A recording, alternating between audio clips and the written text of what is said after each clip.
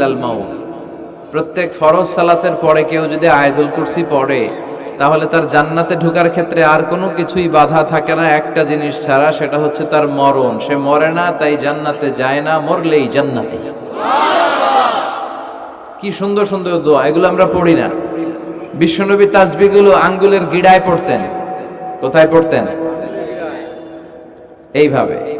আব্দুল্লাহ ইবনে আমর ইবনে al-As রাদিয়াল্লাহু তাআলা আনহু বর্ণনা করেন, রাআইতু রাসূলুল্লাহ সাল্লাল্লাহু আলাইহি ওয়াসাল্লাম ইয়াকিদু তাসবিহা ফি ইয়ামিনিহি।